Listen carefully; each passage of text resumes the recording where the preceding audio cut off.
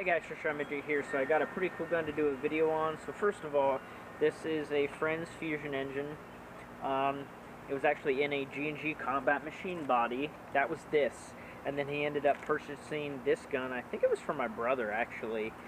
I don't remember what brand they said it was, but I think it is a King Arms. And this is why. So this is the gearbox that was in it. I'm putting this in the G&G plastic body, putting the gun together, and you know, he can sell it as an AEG.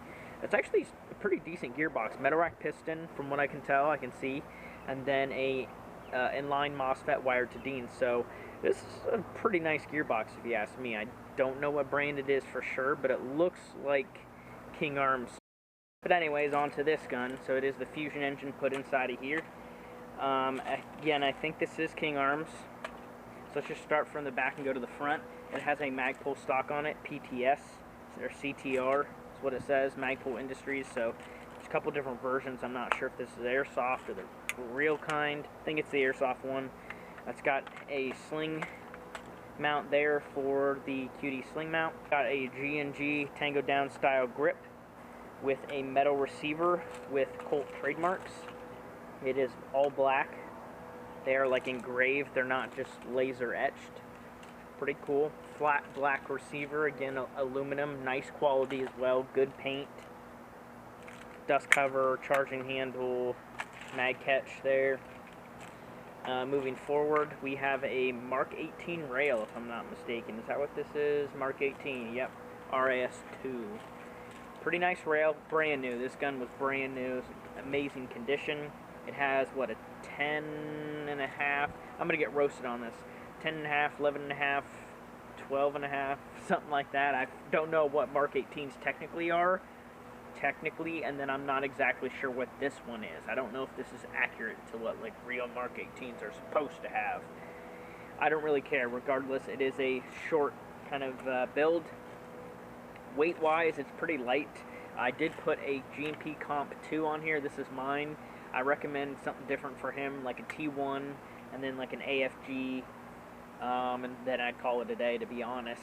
It has a steel flash hider on the front, and the barrel is super solid, no wobble, aluminum barrel internals. It has a stock brass inner barrel with actually a Crytac bucking that was in the old G&G.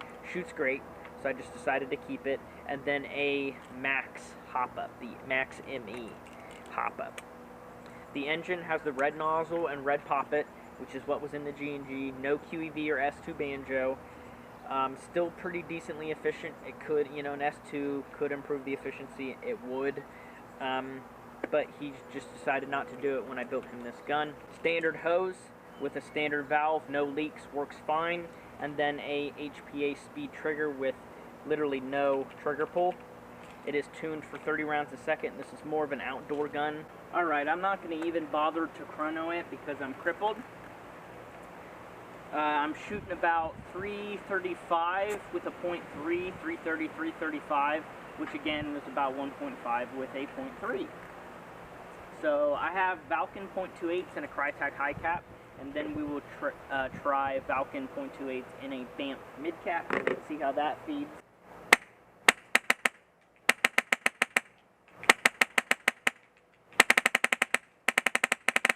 Trigger response is obviously really good. This is one of the older FCUs. This is like actually a pretty old FCU. It's not bad or anything, it runs fine, but it's just an older FCU, so to use more battery, it's pretty windy out here, as you can hear.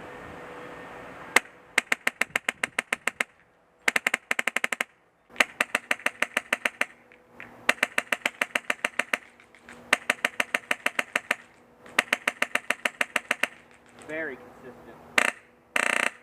And again, 30 rounds a second. Pretty good FPS. If somebody's not calling it, you flip it to full auto and they will.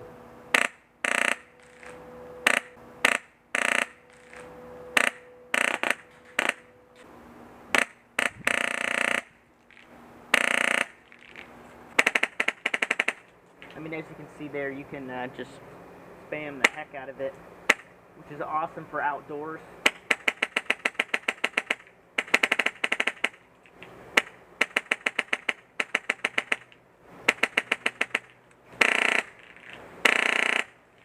Alright, let's go ahead and try the Banff with 2/8.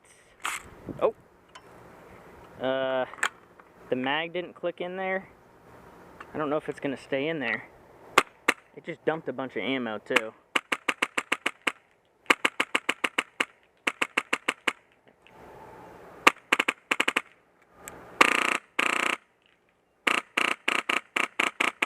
Now it feeds.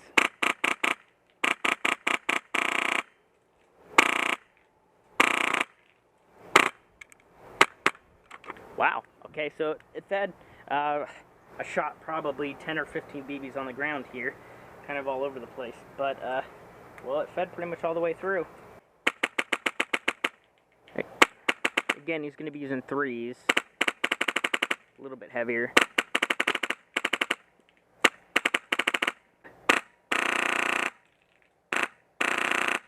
I do want to remind him that BBs do stay in the hop-up with the max hop-up, which is actually pretty cool. I like that feature. When you take the mag out, it retains a couple. Normally, it'll shoot them all, but if you just take your mag in and out and you have BBs in there, it's going to keep 3 or 4.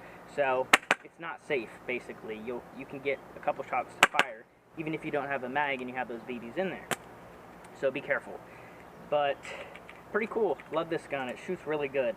Just recommend .3s and high caps.